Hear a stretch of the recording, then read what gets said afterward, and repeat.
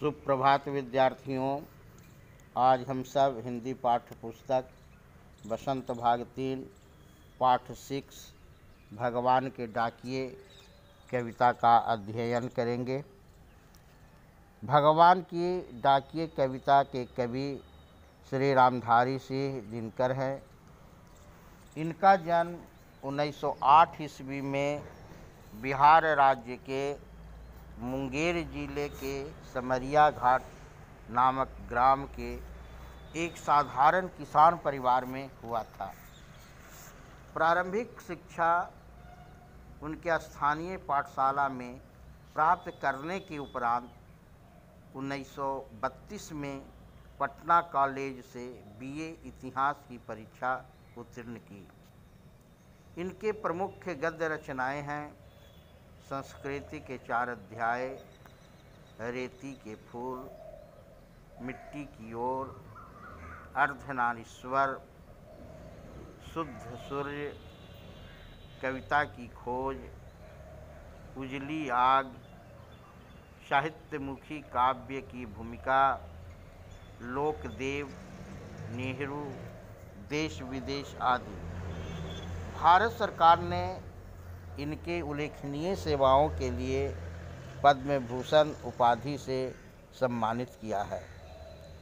इनके काव्य रचना निम्नलिखित हैं: रेणुका, हुंकार, कुरुक्षेत्र, रश्मिरथी, सामधेनी, उर्वशी, रसवती, परशुराम की प्रतीक्षा, हारे को हरि नाम आदि।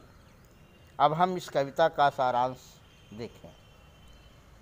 प्रस्तुत कविता में कवि पक्षी और बादल को डाकिए बताते हैं। जिस प्रकार डाकिए संदेश लाने का काम करते हैं, उसी प्रकार पक्षी और बादल भगवान का संदेश हम तक पहुंचाते हैं। उनके लाए गए संदेश को भले ही हम न समझें, पर पेड़ पौधे और पहाड़ उसे भली प्रकार समझ लेते हैं।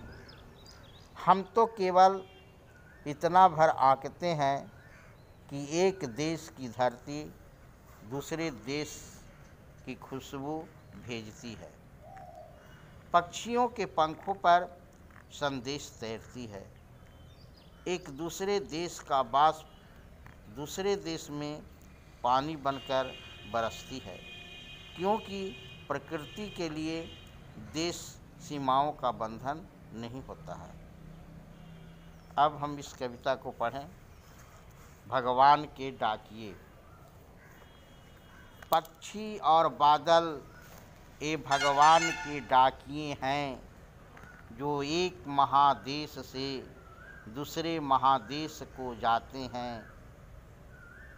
हम तो समझ नहीं पाते हैं, मगर उनकी लाई चिट्ठियाँ पेड़ पौधे, पानी और पहाड़ बाँचते हैं। प्रस्तुत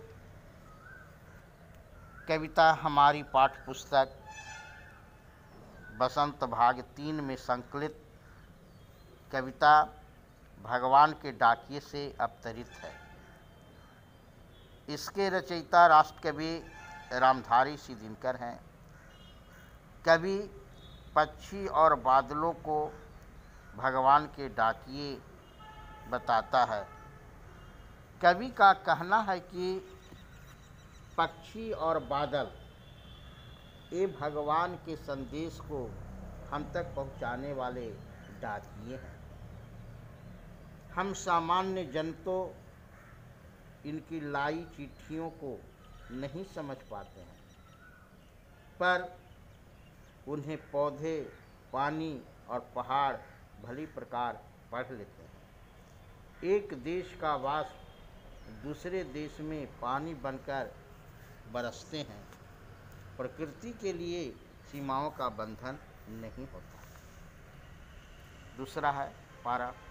हम तो केवल यह आंकते हैं कि एक देश की धरती दूसरे देश को सुगंध भेजती है, और वह सौरभ हवा में तैरते हुए पक्षियों की पाँखों पर तीरता है, और एक देश का बाप दूसरे देश में पानी बनकर गिरता है। कवि कहता है कि हम पक्षी और बादल के संदेश को भले ही न पढ़ पाते हैं, पर इतना अनुमान अवश्य लगा लेते हैं कि एक देश की धरती दूसरे देश के लोगों को प्रेम प्यार का संदेश भेजती है। ऐसा लगता है कि हवा में उड़ते हुए पक्षियों के पंखों पर प्रेम प्यार की सुगंध तैरकर दूसरे देश तक पहुंच जाती है। प्रकृति भी किसी देश के साथ भेदभाव नहीं करती, वह भौगोलिक बंधनों को भी स्वीकार नहीं करती। यही कारण है कि एक देश में उठा बादल दूसरे देश में जाकर बरस जाता है। देश सीमा का बंधन नहीं मानती। इस कविता में विशेष रूप से कवि प्रकृति के निष्पक्ष रूप का वर्णन किया है तथा प्रकृति को संदेश वाहक के रूप में प्रस्तुत किया है।